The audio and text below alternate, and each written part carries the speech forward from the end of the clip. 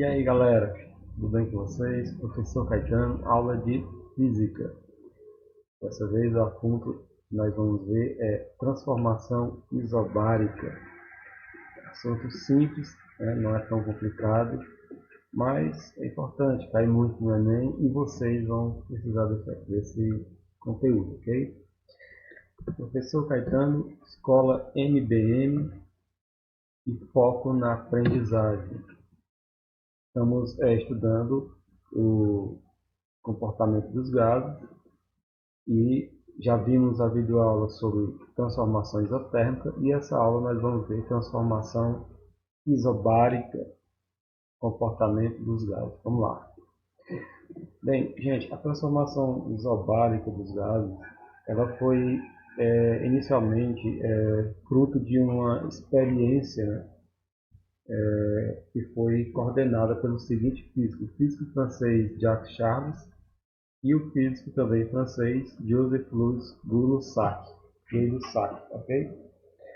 Esses dois físicos, eles fizeram experimentos e publicaram suas experiências. Até hoje é utilizada na indústria, na transformação, como uma base para a produção de vários conhecimentos e também para desenvolvimento da tecnologia no mundo hoje como nós conhecemos, beleza?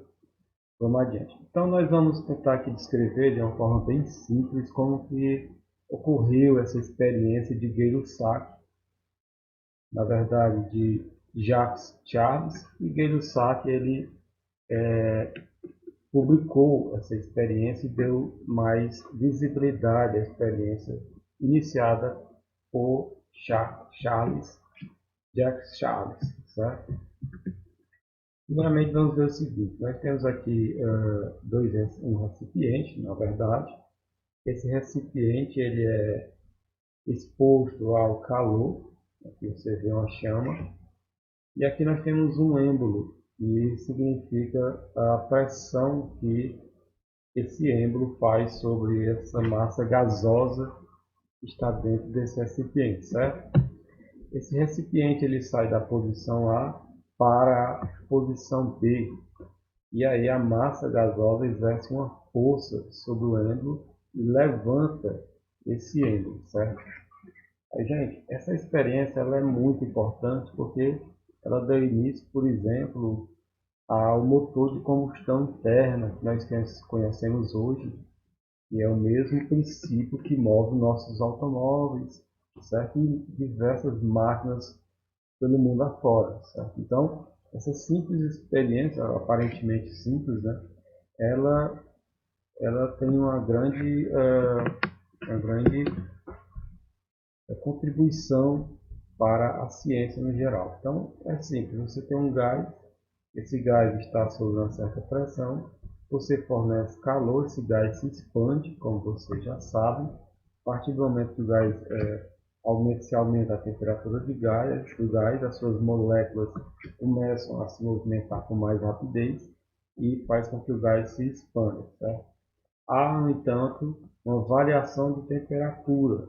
A pressão permanece constante. Por quê? Porque a pressão permanece constante? Porque o êmbolo tem o mesmo peso, né? Então ele vai exercer a mesma pressão durante toda a experiência. Então a pressão durante toda a experiência ela é constante. Há uma variação de temperatura e também, obviamente, há uma variação do volume, porque ao se fornecer calor, o gás se expande. Então, esse tipo de transformação nós chamamos de isobárica. A palavra iso, que significa mesma, e bárica, pressão. Então, é uma transformação gasosa em que a pressão ela é permanecida em um valor constante, como é o caso aqui do êmbolo, certo? Então, simples aí, galera, muito importante. Toda essa pequena experiência é a base para a nossa videoaula de hoje. Antes de continuar a nossa videoaula, eu vou pedir a vocês que vocês dêem um like no nosso vídeo e se inscrevam no canal. É muita importância para a divulgação da nossa videoaula e também da nossa escola, certo? Vamos adiante aqui, a transformação isobárica e a lei de Charles e Gay-Lussac, certo? O que é que eles tiraram dessa experiência? Eles escreveram a seguinte lei, essa aqui é uma lei universal, galera. é uma lei que exerce sobre toda a natureza. Então, é uma lei que está presente na natureza, é uma lei universal. Ela diz o seguinte: a pressão constante, há uma pressão constante, né? O volume ocupado por uma determinada massa de gás é diretamente proporcional à temperatura. Então, quanto maior a temperatura, melhor dizendo, quanto maior a temperatura fornecida a essa massa de gás, maior será a sua expansão e o seu volume.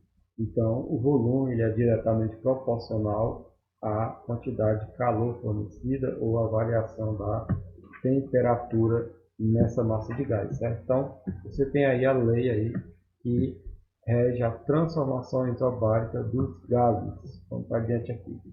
Muito bem, nós podemos expressar essa transformação isobárica, toda essa experiência, através de uma simples fórmula, a fórmula que é resultado da transformação isobárica. Ela diz o seguinte: ó, a divisão, a fração, né, a proporção, vamos supor aqui a divisão.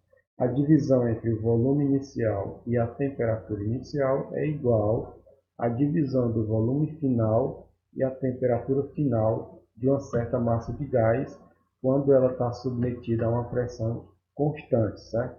Então, muito simples a fórmula, essa fórmula são apenas duas frações igualadas e geralmente você tem que encontrar uma dessas variáveis aqui que é pedido na questão. Geralmente, da maneira mais simples é isso, de uma maneira bem grosseira é basicamente isso, certo? Que se pede na questão. O volume geralmente pode ser em litros ou em metros cúbicos também, certo? Não só em litros, mas em metros cúbicos. A temperatura, ela não é, aqui está um erro aqui de digitação, agora eu vou corrigir aqui. A temperatura, ela deve ser sempre expressa em Kelvin, certo? Ela não pode ser expressa em graus Celsius, certo? Se a questão vier com temperatura em graus Celsius, você tem que transformar isso para temperatura em Kelvin. Por que isso? Porque se convencionou dessa forma. E vocês devem relembrar a forma de transformação de Kelvin de graus Celsius para Kelvin. A gente vai relembrar quando for fazer as questões. Nós iremos relembrar essa formulazinha e você vai relembrar lá das aulas de transformações de escalas termométricas, você vai relembrar sobre essa simples formulazinha, que é uma formulazinha também muito fácil. Certo? Vamos aqui para adiante. A transformação isobárica ela acontece com a variação do volume e a variação da temperatura, como nós já vimos. Isso pode ser representado através de um gráfico. Esse gráfico é um gráfico linear, quer dizer, uma linha, uma reta, e representado aqui pela simples reta. Então, é muito simples o gráfico da transformação isobárica. Tá? Por quê? Porque, como a gente viu na lei, que a gente acabou de escrever, a variação do volume é diretamente proporcional à variação da temperatura. Então, o gráfico resultante disso é uma reta, certo? Linear, também muito simples de se compreender, certo? Lembrando, eu trouxe aqui o gráfico da transformação isotérmica para lembrar vocês que as transformações gasosas elas são representadas por gráficos diferenciados. Como nós vemos aqui, o gráfico da transformação isotérmica é uma curva e o gráfico da transformação isobárica é uma reta, certo? Então, vale lembrar a vocês que cada transformação gasosa ela é representada por um tipo de gráfico, certo? Vamos aqui para adiante.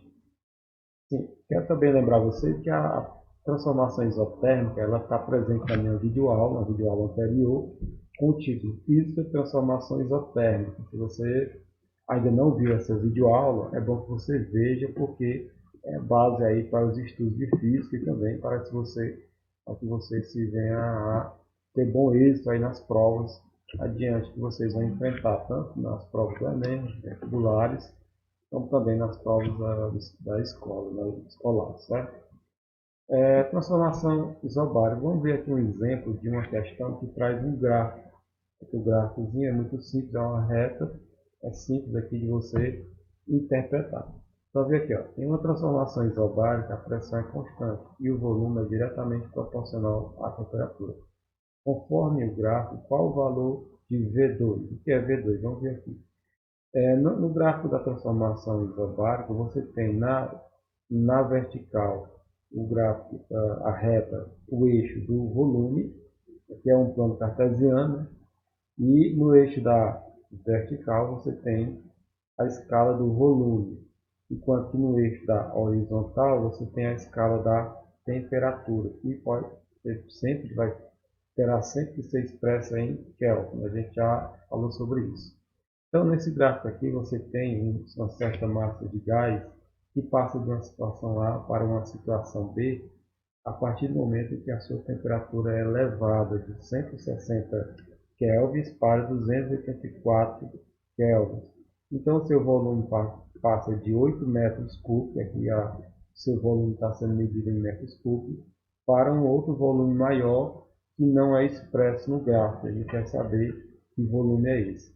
Isso é muito simples de fazer, basta a gente aplicar a fórmula da transformação isobárica, que essas duas frações aqui é a igualdade entre essas duas situações. Por quê? Porque são grandezas diretamente proporcionais. Então, basta você aplicar para achar aqui o volume final. No caso aqui está representado por V2. Então, V1 aqui, o volume inicial, é 8, e o V2 aqui é o que ele quer achar. Enquanto que o T1 aqui, a temperatura inicial, é 160 Kelvin, e a temperatura final aqui é 284 Kelvin. Então, basta você substituir esses valores na forma e encontrar o volume final. Então, vamos aqui, onde tem o volume inicial, coloca-se 8, onde tem a temperatura inicial 160, volume final é o que ele quer saber, e 284 kelvins é a temperatura final, certo? Aqui, como é que você responde isso? Então, você já sabe que quando você tem igualdade entre duas frações, você aplica aqui a velha multiplicação cruzada, certo? Você vai multiplicar VF por 160 e 284 por 8. Então, aqui na aplicação. Então, VS vezes 160 dá 160 VF, certo? Igual a 284 vezes 8. 284 vezes 8. Pronto. Muito bem. O que é que acontece aqui? Então, 284 vezes 8 dá 2.772. Então, você tem 160 VF igual a 2.272. Então, esse 160 VF, o 160 eu vou passar dividindo, né? Então fica 2.272 dividido por 160, que dá 14,2 metros cúbicos. Esse é o volume final desse gás, certo? Então, você viu aí uma questão muito simples, fácil de responder e tranquila aí para você, certo? Uma outra questão aqui, você vai observar a situação que eu quero explicar para vocês, que você você tem que sempre transformar a temperatura em Kelvin. Você vê uma questão, ele dá a temperatura em graus Celsius. Vamos ver aqui, ó. Um recipiente com capacidade de 100 litros contém um gás a temperatura de 17 graus Celsius, certo? Se o recipiente for aquecido a temperatura de 77 graus Celsius, qual vai ser seu volume, certo? Então, é um recipiente de 100 litros, a uma temperatura de 17 graus Celsius. De repente, esse recipiente, esse gás, ele é aquecido a 77 graus Celsius. É claro que o seu volume vai se expandir por causa que aumenta a temperatura. Ele quer saber quanto é que fica esse volume. Também é muito fácil, né, gente? Aqui você tem o volume inicial, ó. O VI aqui está aqui, 100 litros. Você tem a temperatura inicial, que é 17 graus Celsius. O volume final é o que ele quer saber, e a temperatura final, 77 graus Celsius, está aqui muito claro na questão. Primeiro, nós temos que transformar essa temperatura de 17 graus Celsius e a de 77 graus Celsius em quê? Em Kelvin. Como é que faz isso? Você usa essa fórmula aqui, ó, que vocês lembram, lá de escalas termométricas. Temperatura em Kelvin é igual a temperatura em Celsius mais 273. É a fórmulazinha. Primeiro vamos transformar aqui essa temperatura de 17 graus Celsius em Kelvin. É só somar 17 com 273, temperatura em Kelvin 290 Kelvin. É isso. Então essa é a temperatura inicial, 290 Kelvin, que é aqui no lugar do 17 Celsius, certo? 17 graus Celsius. Então, a temperatura inicial, 290 Kelvin. Então, aqui na segunda, você vai pegar a segunda temperatura, que é a temperatura final, e soma com 273, dá 350 Kelvin. Temperatura final, então, 350 Kelvin. Vamos aqui aplicar na forma. Então, volume inicial, 100. Temperatura inicial, 290, não é isso? 290 Kelvin, nós calculamos. Volume final é o que ele quer saber, e temperatura final 350, que é o que nós aplicamos a fórmula, encontramos aqui, certo? Então agora é só aplicar aqui na fórmula, volume inicial 100, temperatura inicial 290, volume final é o que ele quer e temperatura final de 350. Aplica aqui na fórmula, faz a multiplicação em cruz, né, como a gente já sabe. Então, vamos fazer aqui a multiplicação, né, vou representar aqui, cruzado aqui, VF eu vou multiplicar por 290 e 350 eu vou multiplicar por 100, certo? Então fica 290 vezes VF é igual a 100 vezes 350.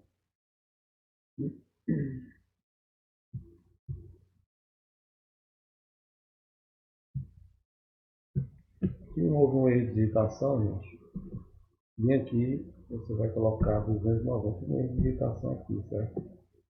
Estava errado, então aqui é 290. 290. VF é igual 100 vezes 350 dá 35 mil, certo? Então, houve um erro de digitação, peço perdão aí. Esse 290 VF que está multiplicando 35 mil vai passar dividindo, então fica VF igual a 35 mil dividido por 290 VF. Peço desculpa aqui pela digitação. 35 mil dividido por 290 dá 120,7 líquidos. Então tá aí, gente, muito simples, né? Questões muito fáceis de fazer. Vamos dar uma olhada aqui no exercício. Vamos ver aqui o exercício, como é que está aqui, para vocês já ficarem aí